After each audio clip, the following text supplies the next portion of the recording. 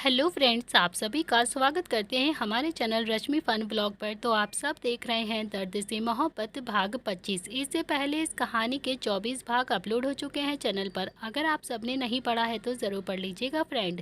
तो चलिए स्टार्ट करते हैं अपनी आज की कहानी। अब तक आपने पढ़ा था जय ने भी जिया को छोड़ दिया और फिर उसके कैबिन से बाहर चला जाता है। उसके जाते ही जिया के चेहरे पर भी हल्की सी मुस्कुराहट आ जाती है और फिर वो भी अपनी चेयर पर आकर बैठ जाती है और फिर उसने भी अपना सर आपने टेबल पर रख लिया और फिर उसने अपनी आंखें बंद कर ली और कुछ सोचने लगती है। इतना आप सभी पिछले भाग में देख चुके थे, आज आपको फ्लैशबैक देखने के लिए बोला था मैंने। तो चलिए स्टार्ट करते हैं आज की कहानी और आपको दिखाते हैं अब आगे फ्लैशबैक क्या सोचती है जिया। नील जब पुश्तैनी हवेली चला गया था तो उसका मिलना जुलना जिया से भी बहुत ज़्यादा कम हो गया था। वो कभी कभी फ़ोन पर ही बस बात कर पाते थे दोनों। जिया ने भी आज अपनी MBBS की पढ़ाई ख़त्म कर ली थी और इसी खुशी में वो भी पुश्तैनी हवेली आई हुई थी। जिया ने भी गाड़ी पुश्तैनी हवेली के बाहर आकर रोकी और फिर जल्दी से उतरकर मिठाई का डब्बा लेकर सीधा पुश्तैनी हवेली के अंदर आ जाती है। जिया ने जोर से आवाज़ लगाते हुए कहा कि दादी, संध्या आंटी, नील, कहाँ हो आप सब लोग? सब देखो, मेरी MBBS की पढ़ाई कंप्लीट हो गई है और मैं आप सबसे मिलने आई हूँ। लेकिन कोई भी बाहर नहीं आता है कि तभी एक लड़का जिसने सफ़ेद रंग का कुर्ता पैजामा पहना हुआ था वो बाहर आता है। उसने जिया की तरफ देखा तो एकदम से देखता ही रह गया। वो कोई और नहीं था, जय था। जिया ने भी जय की तरफ देखा और कहा कि ओह हेलो, घर पर कोई नहीं है क्या? सब कहाँ पर गए हैं? जय भी अब जिया की तरफ ही देखे जा रहा था। उसने भी जिया को बात को नहीं सुना और उसी की तरफ देखने लगा। इतने में ही जिया ने भी चुटकी बजाकर जय को होश में लाया और बोली कि तुमसे ही कुछ पूछ रही हूँ, घर में सब लोग कहाँ पर हैं? कोई आ क्यों नहीं रहा है? जय बोलता है कि आप कौन है? तो जिया भी अपने हाथ बांध कर बोलती है कि मैं जिया हूँ, नील की फ्रेंड। अब बताओ कि सब कहाँ पर गए हैं? तो जय ने भी अब सिटिंग एरिया की तरफ इशारा करते हुए कहा कि आप बैठिए ना, मैं आपके लिए पानी लेकर आता हूँ अभी। तो जिया बोलती है कि अरे, बैठने के लिए नहीं आई हूँ मैं जो पूछ रही हूँ वो बताओ। अच्छा, वो सब कुछ छोड़ो। फिर उसने भी मिठाई का डब्बा खोला और जय की तरफ बढ़ाते हुए कहा कि मैं पास हो गई हूँ, इसीलिए सबको मिठाई खिलाने के लिए आई थी। लो, तुम भी मिठाई खा लो और अपना मुंह मीठा कर लो। जय भी एक नज़र जिया की तरफ देखता रहता है और एक नज़र मिठाई की तरफ देखता है। उसने भी मिठाई उठाई और फिर थोड़ी सी खाकर कहा कि कॉन्ग्रेचुलेशंस। तो जिया भी मुस्कुराते हुए बोलती है कि वो सब तो ठीक है, लेकिन घर के सब लोग कहाँ पर गए हैं? कोई दिखाई क्यों नहीं दे रहा है? जय ने कहा कि वो पड़ोस में किसी की शादी है ना, तो सब वहीं पर गए हैं। आप बैठिए ना, थोड़ी देर में ही सब आ जाएंगे। तो जिया भी बहुत ज़्यादा एक्साइटेड हो रही थी, लेकिन वो कर भी क्या सकती थी क्योंकि इस वक्त तो घर में कोई भी नहीं था। वो भी चुपचाप से जाकर सोफे पर बैठ जाती है और जय भी किचन में गया और उसने भी जिया के लिए एक बढ़िया सी चाय बनाई और फिर वो जिया के लिए चाय लेकर बाहर आ जाता है। जिया ने भी चाय की तरफ देखा और कहा कि तुमने ये मेरे लिए बनाई है क्या? तुम्हें चाय बनाना आता है? तो जय ने भी हाँ में अपनी गर्दन हिला दी और फिर जिया ने भी चाय का कप उठाया और बोली कि वैसे तुम कौन हो? यहाँ पर तुम कुछ काम करते हो क्या? बोलता है कि जी मैं जय शेखावत। जिया बोलती है कि कौन जय शेखावत? जय बोलता है कि जी मैं यहाँ पर पड़ोस में ही रहता हूँ। जिया बोलती है कि अच्छा, तो तुम यहाँ पर पड़ोसी हो इन लोगों के? जय बोलता है कि अरे नहीं नहीं, पड़ोसी नहीं हूँ, मतलब मैं यहीं पड़ोस में ही रहता था। अरे आप नहीं समझेंगी, बहुत लंबी बात है, आप रहने दीजिए। जिया बोलती है कि अरे तुम समझाओगे ना तो समझ जाऊंगी। नील के फ्रेंड हो क्या तुम? तो जय बोलता है कि नहीं, मैं नील भैया का फ्रेंड नहीं हूँ, मैं उनका नौकर हूँ। यह सुनकर तो जिया को थोड़ा सा अजीब लगता है। वो एकदम से बोलती है कि नौकर हूँ मतलब? जय बोलता है कि एक्चुअली नौकर भी नहीं हूँ मैं उनका, वो मेरे पापा यहाँ पर काम करते थे ना। जब मैं और मेरा छोटा भाई छोटे थे तो फिर मेरे मम्मी पापा की डेथ हो गई थी और वो लोग मर गए थे। तब से ही हम दादी के पास में ही रहते थे। और जिया बोलती है कि अच्छा, तो तुम अडॉप्टेड हो? तो जय के चेहरे पर भी बड़ी सी मुस्कुराहट आ जाती है और वो बोलता है कि अरे नहीं नहीं जिया जी, नहीं, आप नहीं समझेंगी इस बात को, मतलब नौकर का बेटा तो नौकर ही होता है ना, अब तो आप समझ सकती हैं। तो जिया बोलती है कि ये कौन सी किताब में लिखा हुआ है कि नौकर का बेटा नौकर ही होता है? क्या वो कुछ और नहीं हो सकता क्या? तो जय बोलता है कि तो फिर नौकर का बेटा कौन आता है, बताइए आप। तो जिया बोलती है कि नौकर का बेटा तो राजकुमार भी हो सकता है ना। और तभी जय ने भी धीरे से जिया की तरफ देखा और कहा कि तो फिर, तो क्या मैं आपका राजकुमार बन सकता हूँ क्या? तो जिया तो बस आंखें फाड़े जय की तरफ हैरानी से देखने लगती है और फिर उसने तो सोचा भी नहीं था कि वो पुश्तैनी हवेली आएगी और उसे एक लड़का ऐसा मिलेगा जो बहुत ही चालाकी से उसे झट से प्रपोज भी कर देगा। जिया का रंग भी एकदम से सफ़ेद पड़ गया था, उसे बहुत ज़्यादा गुस्सा भी आ गया था और फिर उसका मन तो ऐसा कर रहा था कि जैसे अभी के अभी वो जय को थप्पड़ मार दे। इतने में ही जय ने फिर से जिया की तरफ देखा और कहा कि क्या हुआ है, मानती है ना कि मैं नौकर का बेटा हूँ और नौकर ही होता है। अब तो मान गई ना आप। जिया को भी बहुत ज़्यादा गुस्सा आ रहा था, लेकिन वो जय की शरारत को समझ भी रही थी कि जय कितनी आसानी से अपने दिल की बात भी बोल रहा था और उसे एकदम से झूठा भी बना रहा था। जिया को वो गलत भी ठहरा रहा था। जिया भी खड़ी होकर बोलती है कि मैं जा रही हूँ, नील से कह देना कि जिया आई थी, वो मुझसे फ़ोन पर बात कर लेगा। इतना कहकर वो जैसे ही पलटी वैसे ही जय ने उसका हाथ पकड़ लिया और अब तो जिया से भी बर्दाश्त नहीं हुआ और उसे बहुत ज़्यादा गुस्सा आ गया। उसने भी हल्का सा पलट कर जय की तरफ घूर कर देखा और फिर खींच कर एक थप्पड़ उसके गाल पर जड़ दिया और गुस्से में बोलती है कि समझते क्या हो तुम खुद को? क्या समझते हो अपने आप को? हो क्या तुम? मेरा हाथ पकड़ोगे तुम? जिया का हाथ पकड़ोगे? तुम्हारी हिम्मत कैसे हुई? और योर काइंड इन्फॉर्मेशन, अपनी औकात से बाहर मत आना, समझे तुम? अपनी औकात से बाहर नहीं जाना चाहिए। इतना कहकर जिया गुस्से से वहां से चली गई। और ये भी था जय और जिया की पहली मुलाकात, जिसमें जय ने जिया को प्रपोज कर दिया था और जिया ने जय के गाल पर एकदम से पर्ची काट दी थी। जिया बहुत ही ज्यादा गुस्से में वहां से भाग जाती है और फिर से जय के बिहेवियर पर बहुत ज्यादा गुस्सा भी आ रहा था। जिया नहीं जानती थी कि जय के दिल बहुत ही ज्यादा साफ है। वो सच में अपने दिल की बात साफ साफ बोल देता था। जो भी उसके मन में आता था वो जुबान पर लेकर आ जाता था उसी वक्त। और फिर उसे लगा था कि जय बहुत ही ज़्यादा बदतमीज किस्म का लड़का है, जिसने सिचुएशन का फ़ायदा उठाया और उसे छेड़ने की कोशिश करी थी। तो वहीं जय भी अपने गाल पर अपना हाथ रखकर मुस्कुरा रहा था। उसके दिल में तो जैसे जिया बस गई थी। उसे तो पहली ही नज़र में जिया से प्यार हो गया था और वो अपना दिल जिया को दे बैठा था। उसने तो ये जानने की कोशिश भी नहीं करी थी कि जिया की किस फैमिली से बिलोंग करती है जिया और उसका स्टेटस क्या है, वो कितनी ज़्यादा पढ़ी लिखी है। वो तो बस गाल पर अपना हाथ रखकर मुस्कुराता हुआ सीधा अपने कमरे की तरफ चला जाता है। और आज भी जय जिया से उतना ही प्यार करता था। इसी के साथ दोस्तों फ्लैशबैक एंड होता है और ये सब कुछ याद करके जिया खुद से ही मुस्कुरा रही थी और फिर खुद से ही बोलती है कि कुछ भी कहो, लेकिन जय दिल का बहुत ज़्यादा साफ है और बहुत ज़्यादा हिम्मत भी है उसके अंदर। हिम्मत तो देखो कि पहली ही मुलाकात में मुझे प्रपोज भी कर दिया था उसने। और तभी वो उसके कैबिन का दरवाज़ा खोलता है तो जिया ने भी कैबिन के दरवाजे पर नज़र उठाकर देखा तो रुद्र वहाँ पर खड़ा हुआ था। लेकिन रुद्र का गेट अप वैसा का वैसा ही था, जिस वजह से जिया पहचान नहीं पाती है। और जिया बोलती है कि आप कौन और यहाँ पर क्या कर रहे हैं? तो रुद्र भी धीरे से आके आया और फिर आराम से चेयर पर बैठ गया। उसने भी हल्की सी अपनी दाढ़ी निकाली और फिर दोबारा से चिपका कर बोला कि जिया दी, मैं रुद्र हूँ, रुद्र। जिया बोलती है कि तुम इस गेटअप में क्यों आए हो और ये सब क्या लगा रखा है तुमने? रुद्र बोलता है कि जिया दी प्लीज़, इन सब का वक्त नहीं है मेरे पास, वो मुझे एक छोटा सा काम था आपसे। मैं उसकी बातों को सुन रही थी। इधर किट्टू जो धीरे धीरे लंगड़ाती हुई हॉस्पिटल के अंदर चली गई थी और थोड़ी ही देर में वो एक कमरे में आकर बैठी हुई थी। रुद्र उसके पैर की पट्टी कर रहा था। किट्टू को लगा था कि रुद्र डॉक्टर है। वो रुद्र को पहचान भी नहीं पाई थी और वैसे भी वो रुद्र को पहचान नहीं पाई थी क्योंकि उसका गेटअप बिल्कुल अलग था। वहीं रुद्र किट्टू के पैर की पट्टी करते हुए बोला कि कैसे लगी ये चोट तुम्हें? किट्टू धीरे से बोलती है कि डॉक्टर मैं वो गिर गई थी इसीलिए चोट लग गई। रुद्र बोलता है कि लेकिन तुम्हारी चोट तो काफ़ी ज़्यादा पुरानी लग रही है ना। किट्टू का गला एकदम से भर आता है और उसकी आंखों से आंसू टपकने लगते हैं। वो थोड़ा सा शर्मिंदगी के साथ बोलती है कि जी वो मैं सीढ़ियों से गिर गई थी, तभी से ये चोट लगी है मुझे। रुद्र ने किट्टू की पट्टी अच्छी से कर दी और फिर जिया भी वहीं पर खड़ी हुई थी क्योंकि बिना जिया के इंस्ट्रक्शन के वो किट्टू की पट्टी नहीं कर सकता था। बिजनेस वर्ल्ड का वो राजा था राजा, लेकिन मेडिकल लाइन में तो एकदम से जीरो था, उसे कुछ भी नहीं पता था।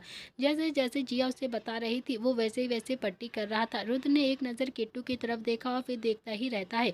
उसने लाख अपने दिल को समझाया था लेकिन उससे भी रहा नहीं गया और वो भी किट्टू को देखने के लिए जिया के हॉस्पिटल में आ गया था। जिया का हॉस्पिटल रुद्र के ऑफिस के सबसे ज़्यादा नज़दीक में ही था।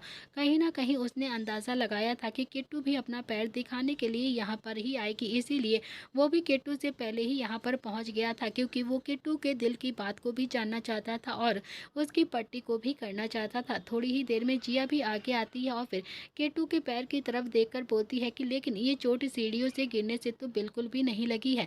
देखो डॉक्टर से कुछ भी नहीं छुपाना चाहिए, मुझे पता है कि तुम सीढ़ियों से नहीं गिरी हो, तो बताओ मुझे कैसे लगी है ये चोट तुम्हारे? इतना कहकर उसने रुद्र की तरफ देखा और रुद्र ने भी हल्की सी हाँ में अपनी गर्दन हिला दी, जैसे कहना चाहता हो कि हाँ प्लीज़ प्लीज़ दी पूछिए ना इससे कि इसे ये चोट कैसे लगी और इतनी गहरी चोट कब से इसे लगी है। किट्टू ने भी अपना पैर जिया के हाथों से छुड़वाया और धीरे से बोलती है कि मैंने कहा ना डॉक्टर कि सीढ़ियों से गिरने की वजह से ही मुझे ये चोट लगी है। अब मैं चलती हूँ, मुझे ना सारा काम है। इतना कहकर किट्टू जल्दी से वहाँ से बाहर जाने लगी कि तभी रुद्र ने किट्टू को रोकने के लिए जिया को इशारा किया। तो जिया बोलती है कि किट्टू तुम्हारा पैर ठीक हो सकता है। जैसे ही जिया ने किट्टू से कहा वैसे ही किट्टू ने पलटकर जिया की तरफ देखा और बोलती है कि डॉक्टर आपको मेरा नाम कैसे पता? मैंने तो आपको अपना नाम नहीं बताया ना। तो जिया के पास तो अब कोई भी जवाब नहीं था। वो एकदम से चुपचाप खड़ी हो जाती है कि तभी रुद्र ने भी जल्दी से पास में रखा हुआ एक पेपर उठाया और बोलता है कि हाँ, वो यहाँ पर पेशेंट का नाम लिखा हुआ था जिसमें तुम्हारा नाम किट्टू लिखा है ना, इसीलिए डॉक्टर को पता है,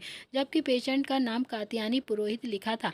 तो लेकिन फिलहाल के लिए रुद्र को बात कवर करना चाहता था, इसीलिए उसने भी जल्दी से बहुत ही फुर्ती के साथ बात को छुपा लिया था। इसलिए उसने बात को जल्दी से घुमा दिया और फिर किट्टू ने भी एक राहत की सांस ली और फिर जिया की तरफ देखकर बोलती है कि डॉक्टर मेरा पैर ठीक नहीं हो सकता है, इसीलिए मैं इस बारे में कोई भी बात नहीं कर सकती हूँ।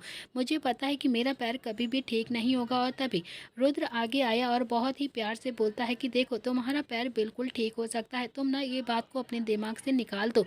डॉक्टर ने अभी कहा है ना तुमसे, तो तुम बस ये बताओ कि तुम गिरी कैसे थी। किट्टू कुछ रिएक्ट करती उससे पहले ही जिया ने भी एक स्टूल खींचा और फिर किट्टू को जबरदस्ती उस पर बैठाते हुए बोलती है कि देखो अब साफ साफ बताओ मुझे कि तुम्हारे पैर में ये चोट कैसे लगी और किसने मारा है तुम्हें, तो हम तुम्हारा इलाज जल्दी से जल्दी कर देंगे और फिर तुम्हारा पैर बिल्कुल ठीक हो जाएगा। किट्टू फिर से शर्मिंदगी के साथ बोलती है कि जी मेरे पास इतने पैसे नहीं है। रुद्र अपना डॉक्टर का कोट ठीक करते हुए बोलता है कि देखो किट्टू, गवर्नमेंट ने कोई पॉलिसी चलाई है, बहुत सारी पॉलिसीज निकली हैं जिसके चलते तुम्हें पैसे नहीं देने पड़ेंगे, बस टाइम से इलाज करवाना पड़ेगा। किट्टू ने भी एक नज़र जिया की तरफ देखा तो जिया ने भी अब हाँ में अपनी गर्दन हिलाते हुए किट्टू की तरफ देखकर बहुत ही प्यार से कहा कि हाँ किट्टू, सच में ये बहुत ही सच बात है, मेरे काबिल दोस्त बिल्कुल ठीक कह रहे हैं, ये बहुत ही अच्छे डॉक्टर हैं और बाहर से आए हैं। तुम इन्हें अपनी प्रॉब्लम्स को बताओ कि ना, तो फिर ये तुम्हारा पैर ठीक कर देंगे और तुम पहले की तरह चल पाओगी। किट्टू भी बहुत ज़्यादा मासूम थी, वो भी उम्मीद भरी नज़रों से रुद्र की तरफ देखकर बोलती है कि डॉक्टर मेरी माँ का दिमागी हालत बहुत ज़्यादा ख़राब है, उनकी हालत बहुत ज़्यादा ख़राब है, कोई ऐसी पॉलिसी है कि क्या मेरी माँ भी ठीक हो जाएंगी? आप जब जब कहेंगे ना मैं अपनी माँ को लेकर हॉस्पिटल हमेशा आ जाऊँगी। तो रुद्र भी अब किट्टू की मासूमियत की तरफ ही देख रहा था। उसने लाख किट्टू को खुद से दूर करने की कोशिश करी थी, चाहे जितनी वो किट्टू से नफरत कर रहा था, किट्टू को डांटता था, उसे ताने मारता था, उसे बहुत ज़्यादा धमकाया था उसने, लेकिन कहीं ना कहीं किट्टू की मासूमियत ने अब रुद्र के दिल में जगह बना ही ली थी। रुद्र बोलता है कि देखो तुम अपना पैर ठीक करवा लो, उसके बाद हम तुम्हारी माँ का भी ट्रीटमेंट कर देंगे, ओके? अब जल्दी से बताओ मुझे। इतना कहकर उसने जिया की तरफ देखा और फिर बोला कि हाँ है ना डॉक्टर, हम लोग जल्दी से इनकी माँ का भी ऑपरेशन करेंगे। तो जिया ने भी हाँ में अपनी गर्दन हिला दी और बोली कि हाँ ये बिल्कुल ठीक कह रहे हैं। अब ये बताओ कि तुम्हारे पैर में चोट कैसे लगी? किट्टू का गला एकदम से भर आता है, शायद कोई पुरानी याद उसे एकदम से दर्द दे रही थी। उसने भी अपने आंसुओं को जैसे तैसे कंट्रोल किया और बोलती है कि ये बात सच है कि मैं सीढ़ियों से ही गिरी हूँ, लेकिन मुझे किसी ने जानबूझकर धक्का दिया था। रुद्र बोलता है कि तो तुम पूरी बात को बताओ ना हमें। किट्टू अब बोलने की हालत में बिल्कुल भी नहीं थी। वो बोलती है कि बस इतना ही मुझे पता है कि किसी ने मुझे धक्का दिया था और मैं सीढ़ियों से नीचे गिर गई थी। जिया भी अब किट्टू के पास आती है और फिर किट्टू के गाल पर लुढ़कते हुए आंसुओं को साफ किया और फिर बहुत ही प्यार से बोलती है कि देखो मैं तुम्हारी बड़ी बहन जैसी हूँ, तुम ना अपनी बहन जैसा मानो मुझे। और फिर क्या तुम अपनी बहन को सारी सच सच नहीं बता सकती हो बात को? अब तो किट्टू के आंसू एकदम से कंट्रोल ही नहीं होते हैं और बहुत ही दिनों के बाद उसे किसी ने इतने प्यार से बात करी थी, क्योंकि नीर और जिया तो थे ही इतने ज़्यादा अच्छे कि वो किसी को भी अपने प्यार के जाल में फंसा लेते थे। वो सबसे ही बहुत अच्छे से प्यार से पेश आते थे। किट्टू भी बहुत ज़्यादा मासूम थी और बहुत ही ज़्यादा प्यार की भोगी थी। कोई भी उससे अगर एक बार भी प्यार से बात करता था तो वो उस पर बहुत ही ज़्यादा विश्वास कर लेती थी। और इस वक्त किट्टू को रुद्र और जिया पर बहुत ज़्यादा विश्वास भी हो रहा था। उसने भी अपने आंसुओं को पोंछा और फिर भरे हुए गले से बोलती है कि जब मैं छोटी थी ना, तब 8 साल की थी मैं, मेरे सौतेले मामा मेरी मम्मी को मार रहे थे तो मैं उन्हें बचा रही थी। मैं अपनी मम्मी से दूर कर रही थी अपने मामा को, लेकिन तभी मेरे मामा ने लैंप उठाया और मेरे पैर पर जोर से मार दिया और बहुत जोर से लगा था वो लैंप मेरे पैर पर। बहुत ही दर्द हुआ था और फिर मुझे धक्का दे दिया था तो मैं सीढ़ियों से नीचे गिर गई थी और गिरते हुए मैं बेहोश भी हो गई थी। जब मेरी आंखें खुली तो हॉस्पिटल में मैं थी, मेरे पैर पर पट्टी बंधी हुई थी। थोड़ा थोड़ा डॉक्टर से सुना था मैंने कि अगर टाइम से इसका इलाज नहीं हुआ तो मैं ठीक से कभी भी नहीं चल पाऊंगी और हमेशा ऐसे ही लंगड़ाती रहूंगी। मेरे मामा अच्छे नहीं थे बिल्कुल भी, उन्होंने मेरा इलाज नहीं करवाया और तब से ही मैं ऐसे चलने लगी हूँ। इतना कहकर किट्टू ने भी अपनी नजरें नीचे झुका ली और फिर जो इतना ज्यादा कठोर दिल का था उसका दिल भी एक बार फिर से भर आता है। वो अपने मन ही मन बोलता है कि किट्टू तुमने मुझे बचाया है और मैं किसी का एहसान लेकर नहीं जी सकता हूँ कभी भी अपनी लाइफ में। तुम्हारा पैर ठीक कराने की जिम्मेदारी आज से मेरी है। रुद्र ने भी जिया की तरफ देखा और फिर उसे एक तरफ आने का इशारा किया। जिया रुद्र के साथ उस कमरे के एक कोने के अंदर चली जाती है तो रुद्र बोलता है कि जिया दी प्लीज, पैर ठीक होने की कितने भी चांसेस है, आप मुझे बता सकती हैं क्या? तो जिया बोलती है कि चांस तो है, एक छोटा सा ऑपरेशन करना होगा, दवाइयाँ टाइम से लेनी होगी और इसे टाइम से हॉस्पिटल रोज आना पड़ेगा। 4-5 महीने में ही अपने पैर पर ये चलने लगेगी और बिल्कुल पहले जैसी हो जाएगी और ट्रीटमेंट कल से ही स्टार्ट करना होगा इसका और जल्द से जल्द इसे सारी दवाइयों को लेना पड़ेगा। जितना डिले करेंगे उतना ही प्रॉब्लम होगी इसके पैर में। वैसे है कौन ये लड़की? रुद्र बोलता है कि वो सब कुछ बाद में बताऊंगा आपको, पहले आप इसे विश्वास दिलाइए कि ताकि ये इलाज कराने के लिए तैयार हो जाए। तो जिया ने भी अपनी गर्दन हाँ में हिला दी और फिर वापस से किट्टू के पास आ जाती है। फिर उसने किट्टू के गाल पर अपना हाथ रखा और बहुत ही प्यार से बोलती है कि किट्टू तुम कल से हॉस्पिटल आना शुरू कर दो, तुम्हारा पैर 3-4 महीने में बिल्कुल ठीक हो जाएगा और वैसे भी पैसों की टेंशन तुम बिल्कुल भी मत लेना, ये सब गवर्नमेंट पॉलिसी की वजह से फ्री में हो रहा है ना, इसीलिए कोई भी पैसा तुमसे नहीं लिया जाएगा। किट्टू बोलती है कि और मेरी माँ वो कब तक आएंगी? तो जिया ने कहा कि पहले तुम अपना इलाज करा लो, उसके बाद मैं तुम्हारी माँ का इलाज भी कर दूंगी, अब तो ठीक है ना? किट्टू के चेहरे पर भी बड़ी सी मुस्कुराहट आ जाती है और फिर वो भी उठकर धीरे धीरे लंगड़ाती हुई बाहर चली जाती है। उसके जाते ही जिया ने रुद्र की तरफ देखा और कहा कि गर्लफ्रेंड है क्या तुम्हारी? रुद्र ने भी अपने मुंह पर अपनी उंगली रखी और बोला कि धीरे धीरे से बोलिए जिया दी प्लीज, वो भी अभी ना बाहर ही है। तो जिया ने भी धीरे से कहा कि गर्लफ्रेंड है क्या तुम्हारी? इतना कहकर उसने रुद्र को ऊपर से नीचे तक बहुत ही घूर कर देखा और फिर से बोलती है कि तुम्हारी भी गर्लफ्रेंड हो सकती है। वैसे तुम इस लड़की से प्यार करते हो क्या? तुम इससे शादी करना चाहते हो क्या? सच में रुद्र कहीं मैं सपना तो नहीं देख रही हूँ? अगर मैं सपना देख रही हूँ तो प्लीज प्लीज यार अभी के अभी मेरे सपने को तोड़ दो, नहीं तो मैं ना मर जाऊंगी सपने में ही। रुद्र गुस्से में जिया की तरफ देख कर रहा था और उसने भी अपने कमर पर अपना हाथ रखा और बोला कि सबसे पहली बात, ये बात मेरे और आपके बीच में ही रहनी चाहिए जिया दी, किसी भी तीसरे को इस बात की भनक भी ना लग जाए, मैं ना आपसे बहुत ज़्यादा गुस्सा हो जाऊंगा। और दूसरी बात, मैं हाथ जोड़कर कह रहा हूँ आपसे प्लीज़ ये बात किसी को भी मत बताना, खासकर मेरे उन भाइयों को तो बिल्कुल भी नहीं, वरना तो मुझे नोच खाएंगे वो तीनों।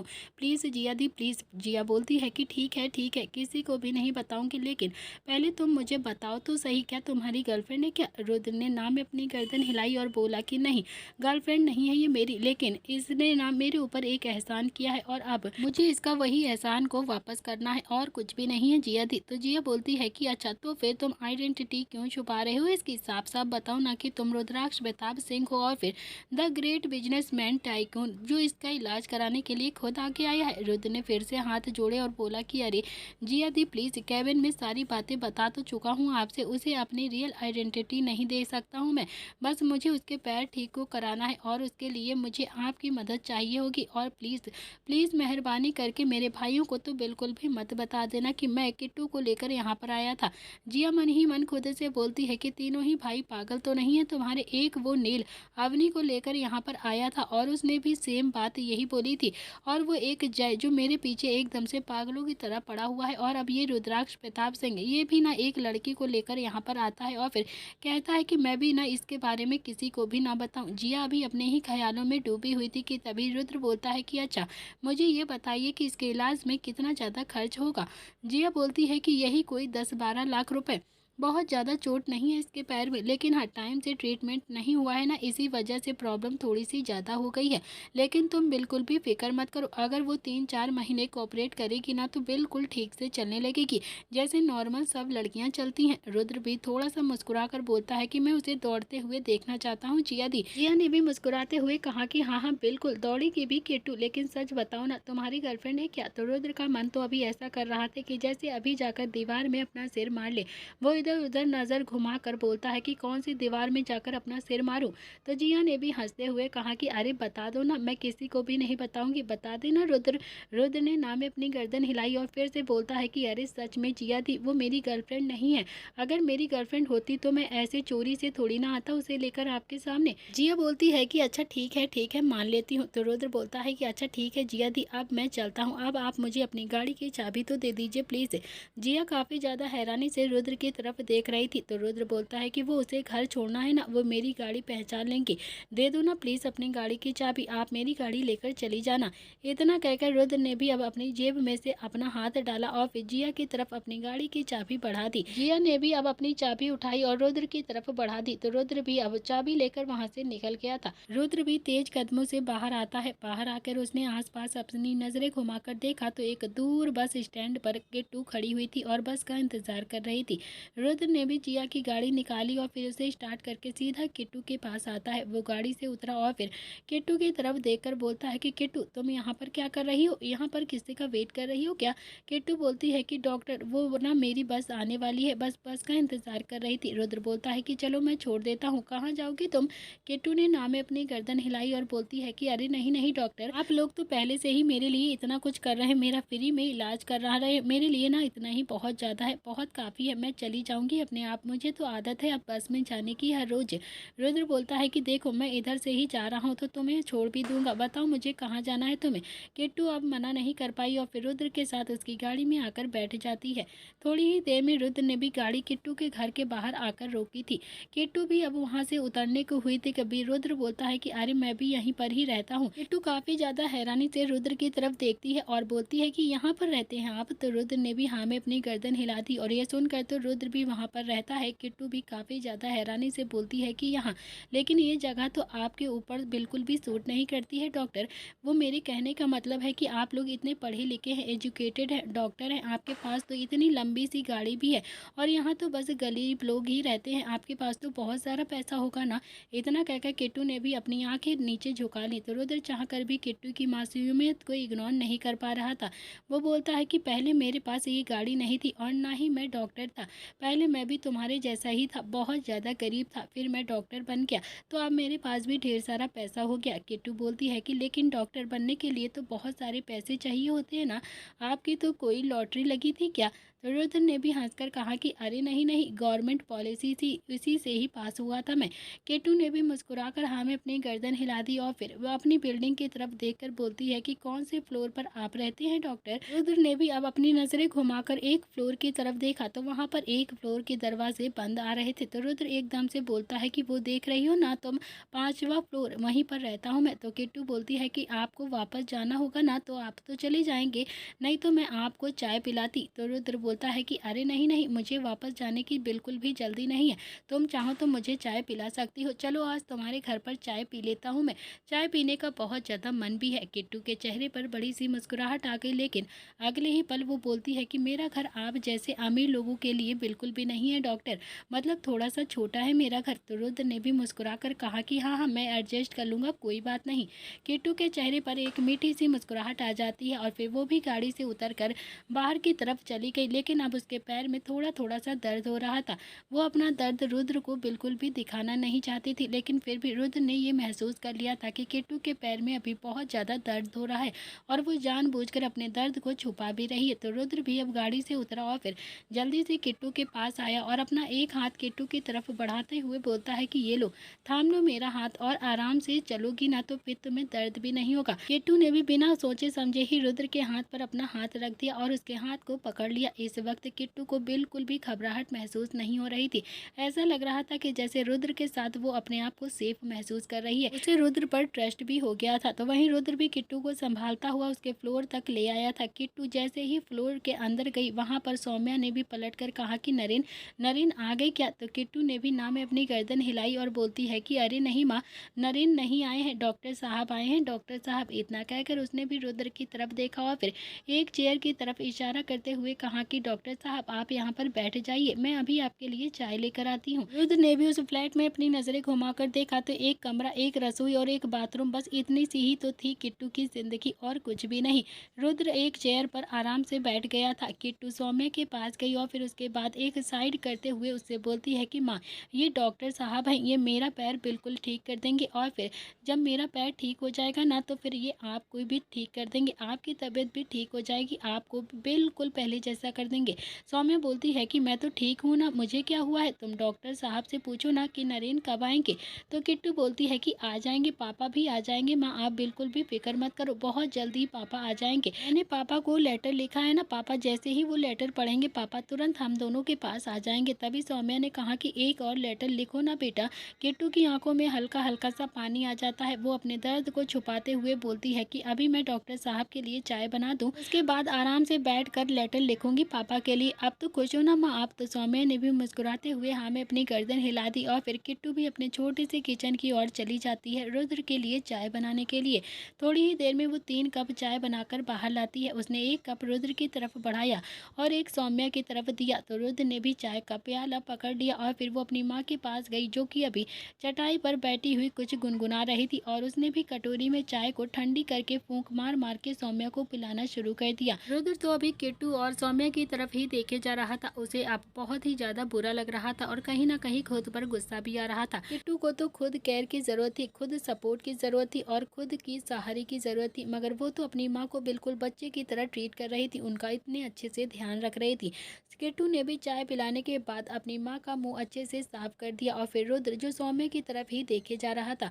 सौम्या सच में बहुत ही ज़्यादा खूबसूरत थी, बहुत ही ज़्यादा। कोई भी नहीं कह सकता था कि ये औरत ऐसे 40 से 42 साल की होगी। उसकी उम्र तो अभी लगभग 25 साल की लग रही थी। रुद्र ने भी चाय पीते हुए कहा कि किट्टू तुम्हारे पापा कहाँ पर हैं। तो किट्टू ने रुद्र की तरफ देखा और वो एकदम से चुप रहने का इशारा करती है। तो वो नहीं चाहती थी कि सौम्या के सामने नरेन का जरा सा भी जिक्र हो तो फिर से वो एकदम पागल की तरह हो जाएगी। रुद्र ने भी किट्टू का इशारा समझ लिया और फिर उठकर बोलता है कि अच्छा किट्टू अब मैं चलता हूँ, तुम कल टाइम से हॉस्पिटल आ जाना, ओके। तो किट्टू भी अब रुद्र की तरफ देखकर बोलती है कि अरे डॉक्टर साहब मैं तो नौकरी भी करती हूँ ना, तो फिर क्या मैं थोड़ा सा लेट आ सकती हूँ हॉस्पिटल। तो रुद्र बोलता है कि हाँ हाँ कोई प्रॉब्लम नहीं है, जब भी तुम्हारा ऑफिस खत्म हो जाएगा ना तब तुम आराम से हॉस्पिटल आ जाना। किट्टू ने भी हाँ में अपनी गर्दन हिला दी और हल्का सा मुस्कुरा दिया। रुद्र बोलता है कि अब मैं भी चलता हूँ, नहीं तो मुझे लेट हो जाएगा। किट्टू ने भी हाँ में अपनी गर्दन हिला दी और फिर रुद्र वहाँ से चुपचाप से चला जाता है। रुद्र आकर सीधा अपनी गाड़ी में बैठ गया, लेकिन उसने भी गाड़ी स्टार्ट नहीं करी थी। किट्टू की हालत देखकर उसे इस वक्त बहुत ही ज़्यादा बुरा लग रहा था, खासकर उसकी माँ को देखकर तो उसे अब बहुत ही ज़्यादा बुरा लग रहा था। उसे बहुत ज़्यादा बेचैनी सी हो रही थी। रुद्र ने एक गहरी सांस ली और फिर खुद को शांत करने की कोशिश कर रहा था। रुद्र खुद से बोलता है कि मुझे इतना फ़र्क क्यों पड़ रहा है, क्यों फ़र्क पड़ रहा है मुझे उस किट्टू से। उसके पैर ठीक हो जाएगा ना, फिर मैं उसे ऑफिस से भी निकाल दूंगा। इससे ज़्यादा मेरा और उसका कोई भी रिश्ता नहीं, मैं ना उस लड़की से कोई भी मतलब नहीं रखना चाहता हूँ। इतना कहकर रुद्र ने भी खुद को संभाला और फिर गाड़ी को स्टार्ट करके वहाँ से गाड़ी लेकर सीधा अपने ऑफिस के बाहर आकर रोकी और फिर अपना गेटअप जल्दी से उतार कर एक बैग में डाला और फिर उतर कर सीधा ऑफिस के अंदर आ जाता है। जैसे ही वो अपने कैबिन में आया उसके तीनों ही भाई वहाँ पर आराम से बैठे हुए बातें कर रहे थे। तो रुद्र भी अब आकर सीधा अपनी चेयर पर बैठ जाता है। तो नील भी अब उसकी तरफ घूर कर देखता है और बोलता है कि कहाँ गया था तू। तो रुद्र ने कहा कि गया था किसी काम से, बहुत ज़रूरी काम था। और तभी शुभ भी बीच में आकर बोलता है कि अच्छा आज तो किट्टू भी घर जल्दी चली गई है ना, तो आज तो वैसे भी काम स्टार्ट नहीं होगा, क्यों भाई। तो ये सुनकर तो रुद्र ने भी थोड़ा सा गुस्सा दिखाते हुए कहा कि क्यों क्यों जल्दी क्यों चली गई वो किट्टू। घर क्या उसका ऑफिस है क्या उसका घर, जब मन करेगा आएगी और जब मन करेगा चली जाएगी यहाँ से। तो नील भी बोलता है कि अरे सुबह पैर में चोट तो लगी थी ना उसके, और वैसे भी मैनेजर को बोल गई है कि उसके बहुत ज़्यादा दर्द हो रहा था इसीलिए वो हॉस्पिटल जा रही है। तो रुद्र भी थोड़ा सा मुंह बनाते हुए गुस्सा करते हुए बोलता है कि अच्छा कहीं वो एवरेस्ट से तो नहीं गिर गई थी जो उसके पैर में इतनी ज़्यादा चोट लग गई। सब बहाने हैं, सब बहाने बताती है वो। मैं बोल रहा हूँ नील, इस लड़की को जॉब देकर तूने बहुत ज़्यादा गलत किया है, बहुत ही ज़्यादा। देख लियो एक दिन बहुत ज़्यादा पछताएगा तू। नील भी अपनी चेयर से खड़ा होकर बोलता है कि तेरी सोच का तो मैं कुछ भी नहीं कर सकता हूँ मेरे भाई। फिर उसने शुभ और निहाल की तरफ देखते हुए कहा कि मम्मी पापा की एनिवर्सरी आ रही है, बहुत ही दिनों में कुछ बड़ा सा प्लान करते हैं उन दोनों के लिए, जिससे दोनों ही बहुत ज़्यादा खुश हो जाएं। मम्मी को हमेशा के लिए प्रताप हाउस लेकर आते हैं ना। ये सुनकर तो शुभ और निहाल दोनों ही एक दूसरे को हैरानी से देखने लगे और फिर एक साथ भटाक से बोलते हैं कि पापा मानेंगे क्या? तो नील ने भी हाँ में अपनी गर्दन हिलाते हुए कहा कि हाँ बिल्कुल मानेंगे, हाँ इस बार तो बिल्कुल मान जाएंगे, फिक्र मत करो तुम लोग, बस तुम लोग ना बढ़िया सा प्लान बनाओ मम्मी पापा के लिए। और तभी निहाल ने कुछ कैलकुलेट करके कहा कि ठीक है तो लाओ 5 लाख रुपए। नील एकदम से बोलता है कि 5 लाख रुपए किस लिए चाहिए तुझे?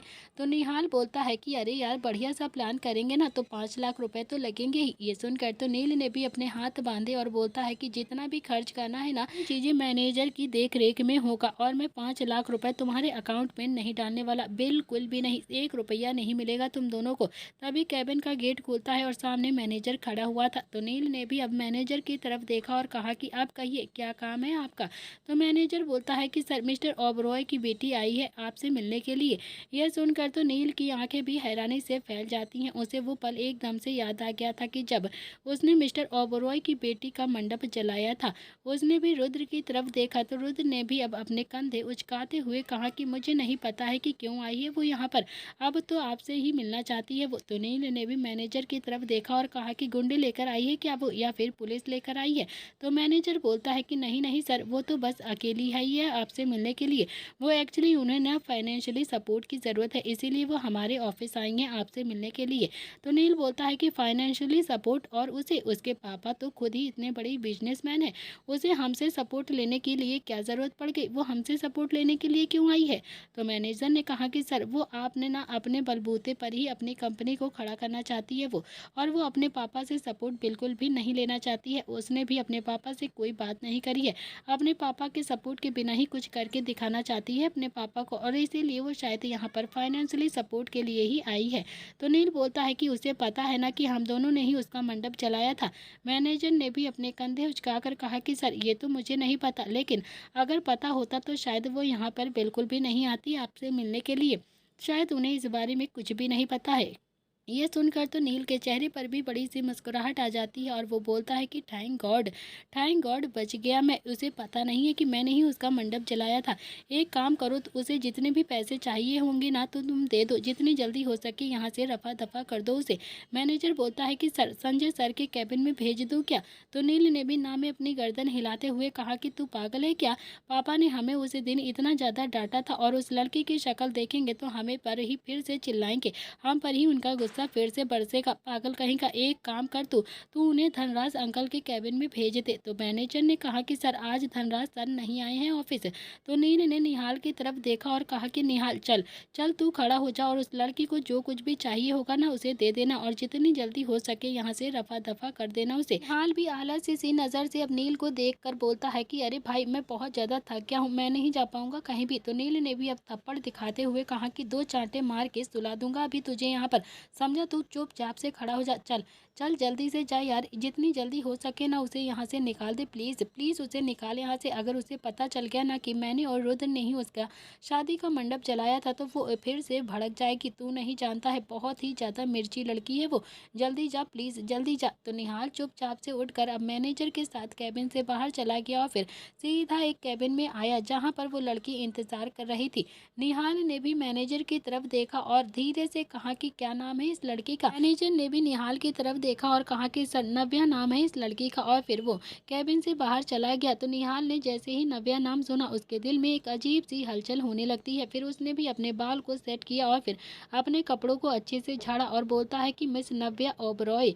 तो नव्या ने भी पलट कर निहाल की तरफ देखा और खड़ी होकर बोलती है कि जी हाँ मैं ही नव्या ओबरॉय हूँ। लेकिन अगले ही पल दोनों ही एक दूसरे को घूर कर देखने लगते हैं और फिर एक साथ बोलते हैं कि तुम यू इडियट, तुम यहाँ पर क्या कर रहे हो? तुम्हें तो मैं देख लूंगी, छोड़ूंगी नहीं तुम्हें तो मैं जेल करा कर ही रहूंगी, समझे? तुम बहुत ही ज़्यादा बदतमीज लड़के हो, तुम बहुत ही ज़्यादा बदतमीज हो, और हाँ कैलेसी इंसान हो तुम, एकदम केयरलेस इंसान हो तुम। नव्या भी काफ़ी ज़्यादा गुस्से में बोल रही थी।